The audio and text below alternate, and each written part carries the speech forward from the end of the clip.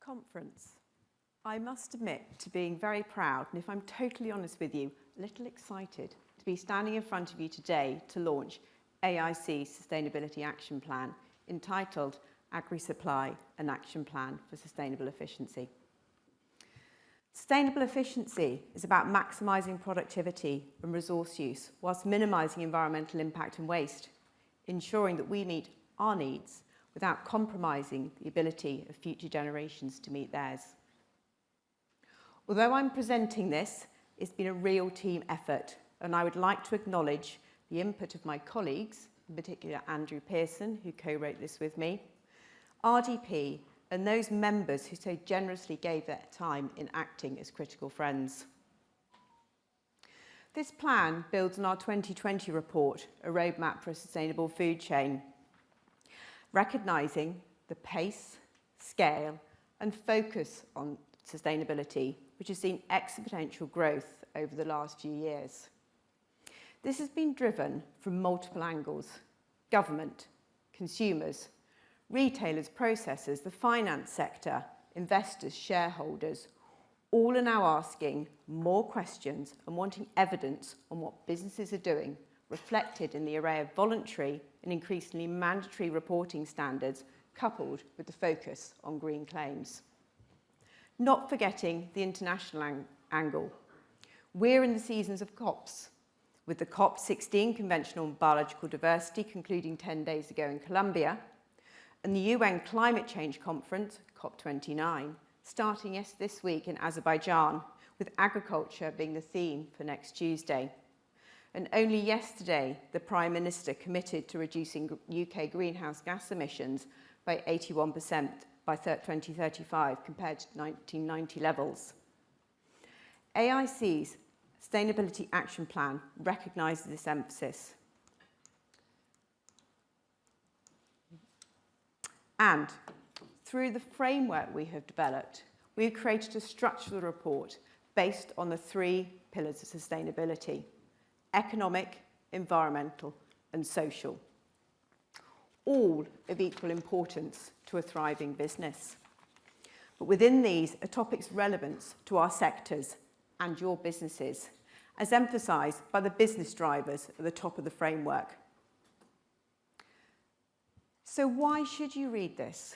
What's in it for you?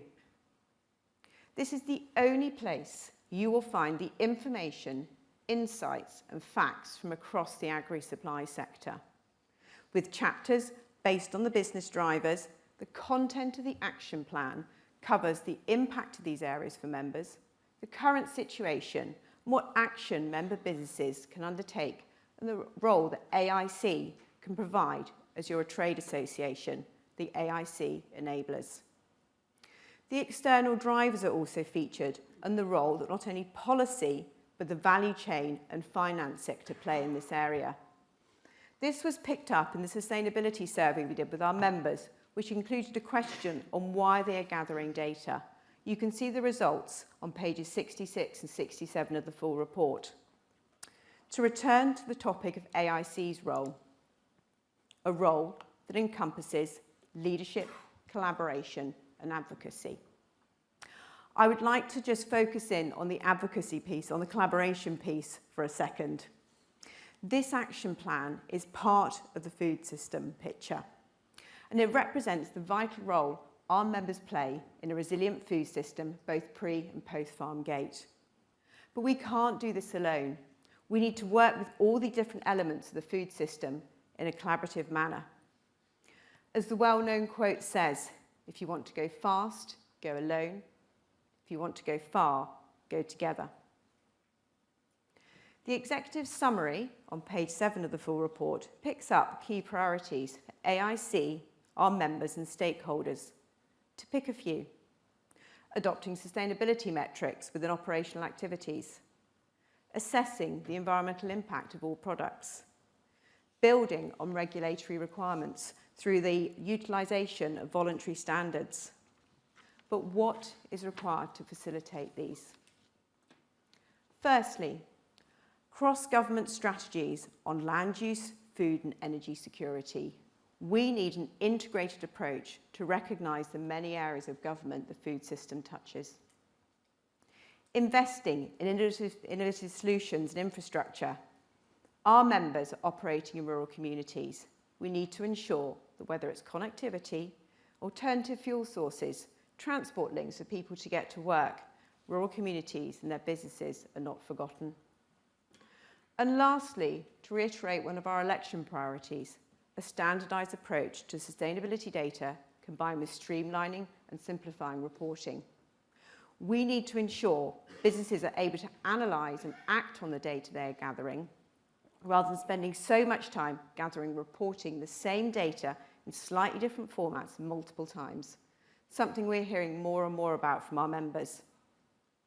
The report can be downloaded from our website. We have printed some copies of both the full report and also an abridged version which contains the framework, summary of the actions and the enablers, and the executive summary with a QR code to the full report. And copies will be available during the break. I see this as the end of the beginning. I was quite rightly challenged by one of our members last week who said to me, "Vicky, once I've read this, what do you actually want me to do?" There is a role for you all. For members, I want this to be used by you to celebrate the work of the Agri-supply sector and what they're doing on sustainability. Things like integrated pest management, farm nutrient balance, applying a circular economy approach, to name but a few. But there's always more to be done.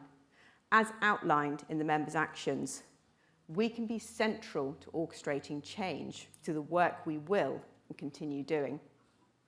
Sense check your businesses against the members' actions using the other products AIC have developed, their sustainability training, the sustainability self-assessment tool is needed to support you. And look ahead at what your priorities are. Every one of you will have a different sustainability strategy and plan, but sustainability must be considered as operational business as usual. And talk to us about what you need and how we, as your trade association, can work with you. For stakeholders, recognising the breadth of work our members are doing, but also where we have aligned messages. We may not always totally agree on everything, but there will be areas of common ground, the starting point for a conversation. Sustainability is, and I was going to use the journey word, but I was listening to an interview with Miranda Hart on Radio 4 a couple of weeks ago. And she started saying journey, said, absolutely no, I'm not using that word. I'm going to replace it with the word adventure. So I would like to consider that this is an adventure I very much look forward to going on together. We look forward to collaborating with you.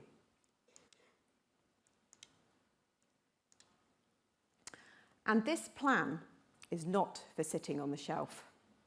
It marks the beginning of the next phase for AIC as we move to supporting our members in this crucial area. And I want to finish on a quote from Tim Benton, Distinguished Fellow at Chatham House and a food systems expert. Sustainability and resilience are no longer buzzwords, but increasingly measures of businesses' ability to thrive in the decades ahead. This action plan is therefore an important guide to address the existential challenge ahead. Conference, I look forward to working with you as we deliver a resilient UK agriculture and food system. Thank you.